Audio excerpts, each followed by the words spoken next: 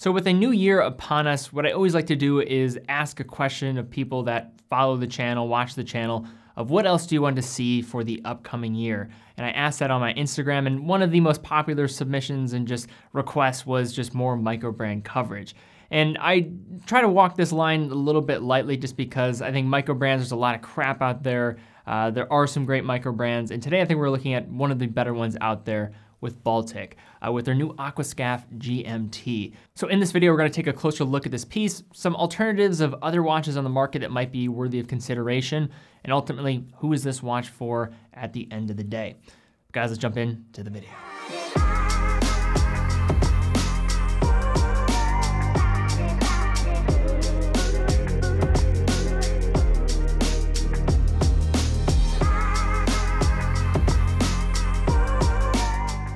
So when I first saw the release of this Aquascaphe GMT, definitely popped out to me as just being a very attractive looking piece.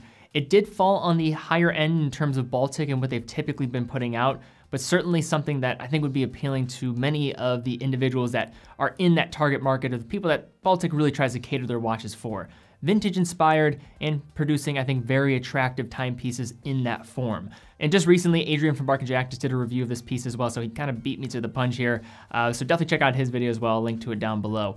But also, before we jump into this, I did recently announce a awesome giveaway for a $5,000 watch giveaway. So did a video where I looked at building a different watch collection for $5,000 across different personas, and basically gave the opportunity for people to build their own $5,000 watch collection. Basically how you enter, fill out the form down below, pick your 5 watches that you would build for a $5,000 watch collection. They all have to be from links from teddybaldassarre.com. Put each one of those links in the form down below. Just follow the instructions. I will be announcing the winner of the giveaway publicly on YouTube as well as Instagram. You don't need to be following me on Instagram, but have another giveaway I'm gonna be doing on Instagram, so make sure you're following me there as well so you can stay up to date with that. But definitely take advantage of that opportunity. Probably not gonna be keeping this open for too much longer, so definitely act while you still can. Now first, some backstory on Baltic. So they're a brand that's based in France, and they first really made waves with the release of their HMS as well as their Bicompax chronograph, which were hits basically right away within enthusiast circles. However, their Aquascaphe, their first kind of diver-oriented watch, with some modern updates, including a Miyota 9000 series automatic movement and a box sapphire crystal, all for around $700, and I think really paved the way for the model that we're gonna be looking at here today. This Aquascaphe GMT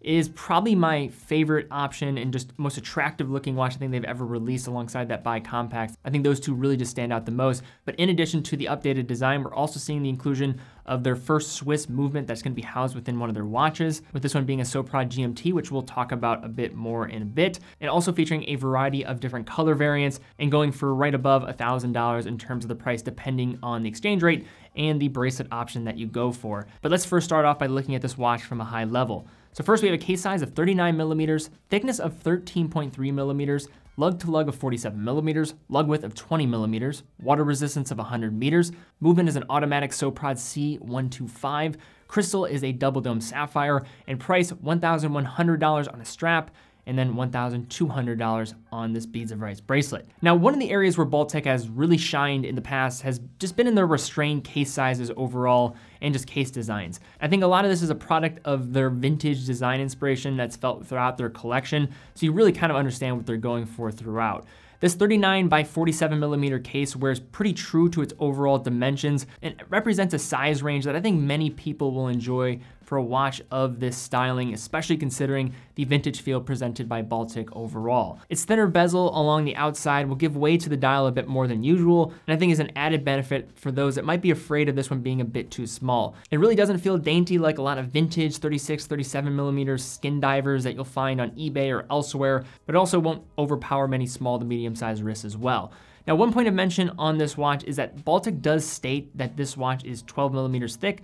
However, with the dome sapphire, I measured around 13 millimeters, if not a little bit more, and I estimate a good, I'd say millimeter or 2 is coming from that dome sapphire crystal. So it doesn't actually come off in its wear, the overall thickness, and it does have faceted sides, which is going to just assist in this even further, but it is a point of note here. The case of the Aquascaphe GMT comes in a predominantly brushed finish, features drilled lugs to easily swap in other 20 millimeter lug width straps, and for a diver-esque watch, the screw down crown on this Aquascaphe GMT is also pretty slim and low profile and won't attack the back of your wrist even if you're wearing it a bit loosely. Now, on the subject of the crown of this piece, we might as well speak about the crown function as well as how to actually use the GMT on this watch, as well as setting the time. So first, along the outside of the dial, we do have a bi-color bezel that is available in a variety of different options. This one is coming in that blue-gray style, which of the different variants, I think is my favorite. I just love this color profile. I think it's very muted, but does have just the necessary amount of splash of color that I think just really positions the watch in a very attractive manner. It also is protected by a sapphire insert for extra durability, and the bezel is 24-click bidirectional in nature. So the crown here is screw down, and at the first position, it can be hand wound once unscrewed. But at the second position, the user will have two options. Rotating counterclockwise, you can adjust the date at the 6, and then rotating clockwise, you can adjust the GMT hand of the watch. And at the farthest position, the hands can all be set while stopping the second hand in the process, so hacking seconds here. So with these third-party movements and more affordable GMTs, the actual operation of the hands at that second position will be the primary difference from a true GMT movement.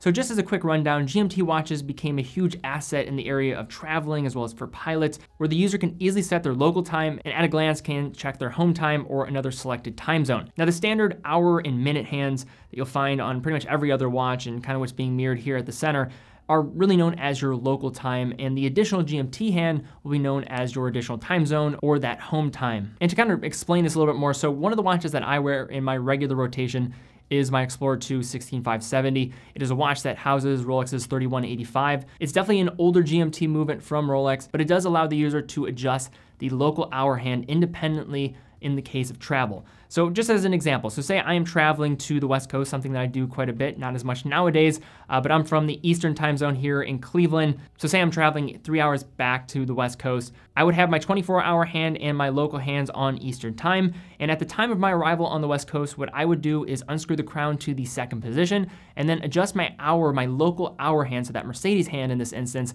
and bring it back 3 hours. Now this process is seamless and will allow an easy adjustment of the time zones without stopping the balance in the process. So the second hand is going to continue to tick while I do this. Now with this Baltic and many other third-party options, it's a little bit different of how you would set the watch as well as how you would make that adjustment when landing, say in a case of travel. As that local hour hand is not going to be the one that's going to be adjusted at that second position, but instead the GMT hand. So in the same instance, I would be required to first change my local time by bringing out the crown to the farthest position, stopping the balance in the process, and then once we have that set, we then would need to adjust the GMT hand. So not as seamless, and it does add an additional step, and really is the major difference between these sub 3000 GMT watches that have third-party movements from ETA, in this case Soprod, as well as Sellita, and is why you're gonna have to cough up $4,000 or more for brands like Tudor or Omega to get that isolated local hour hand GMT. And I don't want to dwell on this too much, but as someone who does wear an Explorer 2 quite frequently and loves just the upside of a true GMT movement, definitely just wanted to make the distinction here of what's going on. Now moving to the bracelet of this timepiece, I had this one on a beads of rice bracelet, which to put simply is quite good for the money. It does not feature screwed in links, so it's a pin system here, but you are getting nice breathability on the wrist, and it is comfortable, easy to get a good fit. And thanks to the clasp on the underside that features 7 points of micro adjustment, which is gonna offer over 15 millimeters of micro adjustment with just a simple strap tool, that served as an amazing feature in getting this one sized up properly on my wrist, as I would much prefer this whenever possible than having to just actually take out links. And for those that are looking to kind of give this one more of a casual feel, even more old school, Baltic also offers a rubber strap as well as a more inexpensive option to the beads of rice bracelet.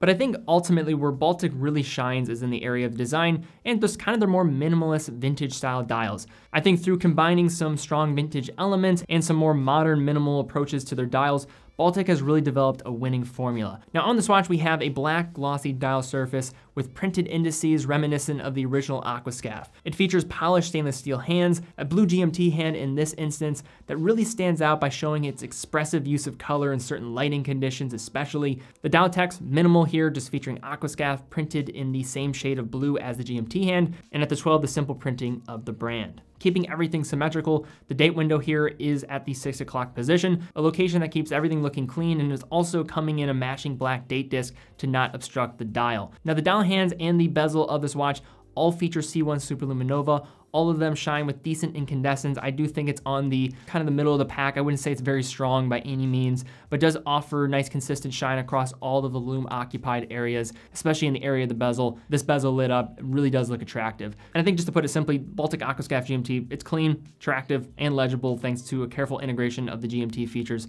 of the watch. Now first, probably one of the more notable points of emphasis with this watch is gonna be looking at the case back as well as what's inside that case back with a Soprod GMT movement within. Now, a little bit of backstory about this case back. It does feature kind of an engraved array of just the globe and showing the different time zones across the world.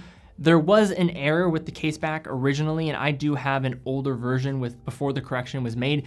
Everything going forward, and I got this watch months ago, I just have not covered it yet, and all the corrections have been made with some of the time zones on here. But when corrected, definitely a useful tool with kind of utilizing that rotating bezel to track different time zones around the world. But inside this watch, we do see the inclusion of a Swiss caliber, this time in the form of a Soprod C125.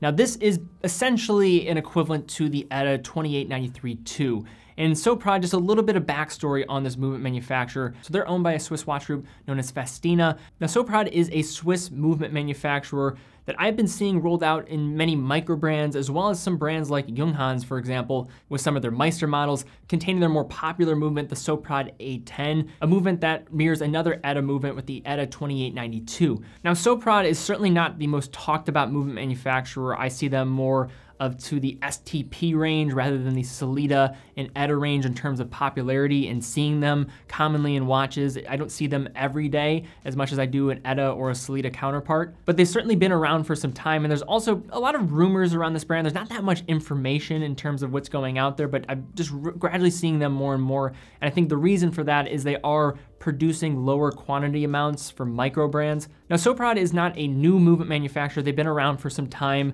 There's even kind of this twisted backstory with them and Seiko, with the creation of Seiko's discontinued movement, their 4L25, but no really definitive confirmations on that one. But there is some interesting backstory in the forums with that connection. But Soprod is basically just another Swiss alternative to some of the bigger movement providers out there. And I think just given a lot of the production irregularities with ETA in recent times and the lower quantity amount required for brands to actually purchase movements from Soprod is making them a much more viable option in the marketplace. So I imagine we're gonna see more of them here going in the future.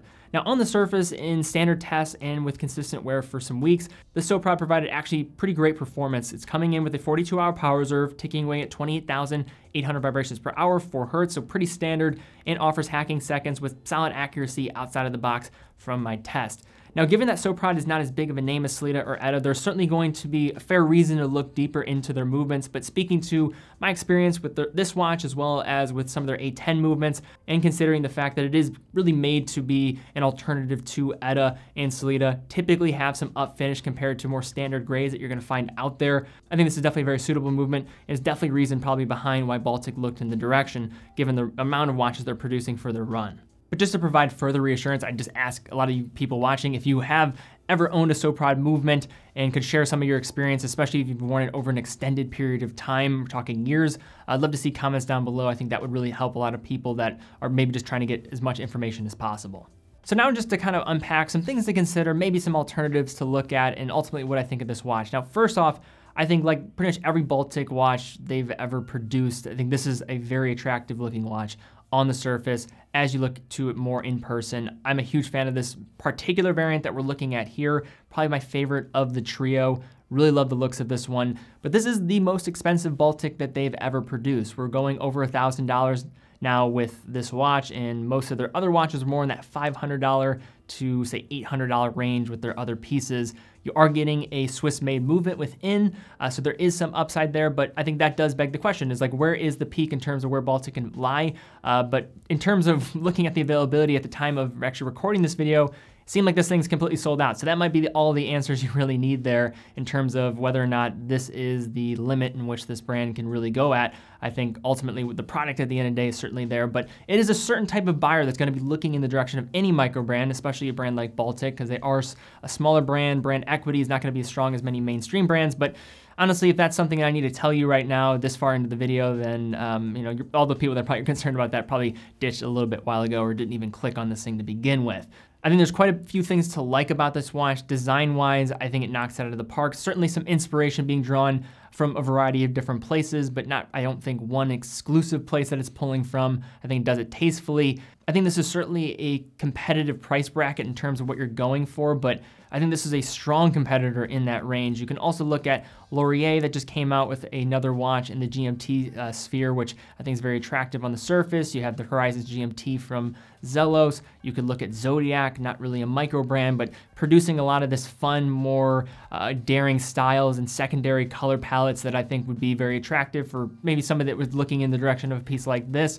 And then in regards to the movement though, I do think they're, just given the fact that it's not an Etta or a Sellita, there's gonna be some maybe reservations for people out there maybe wanting to jump at this one. But from my overall wearing experience and from dealing with some Soprod movements, I don't see much concern there. I don't think you should be really hesitant when going at this, especially when you consider the fact that these movements are basically made to emulate that of those third-party counterparts from Etta pretty much entirely. So in terms of serviceability, regulation, and finding watchmakers that can work on them, you're gonna have no limited supply in that regard. And ultimately, I think Baltic did a very nice job with this piece. I think it's incredibly attractive and pretty much more of the same of what we've kind of seen from them in the past. A little bit higher on the price bracket, but certainly wanna see how this brand continues to evolve and how this line continues to evolve, because I'm a fan, definitely love the wear on the wrist with its sizing, and really is kind of in that Goldilocks zone for what I would look for, as well as I know a lot of other people would look for that are on kind of more the small to medium wrist size, as well as even somebody that's on the larger end of their wrist size. I think this one is a great winner all around. But guys, I'd love to see comments down below. What do you think of this new watch? Thumbs up, subscribe, and hit the bell icon if you do like this video. Really would appreciate that. It's a great indicator of what you guys like to see, what you don't like to see. Also, definitely take advantage of that giveaway in the description. Check it out. Gonna be closing that pretty soon, so act fast while you still can. In addition, TeddyBaldassarre.com, full authorized dealer of 30 brands, quick and fast fulfillment, dedicated customer service, full factory warranty for every product. So if something goes wrong, you don't have to be paying the bill to fix it. In addition, we offer price match, so if you see a watch available at another authorized dealer for less money, fill out the form and we'll give you a call. And finally, unlike any other authorized dealer out there, 9 out of every $10 that we generate goes right back into this content that we're creating here, helping to foster a new generation of watch enthusiasts all across the globe. Also, stay up to date with the content by following us on Instagram, see some cool photos of watches in the process. But guys, thank you again so much for watching, be well, and I will see you all very soon.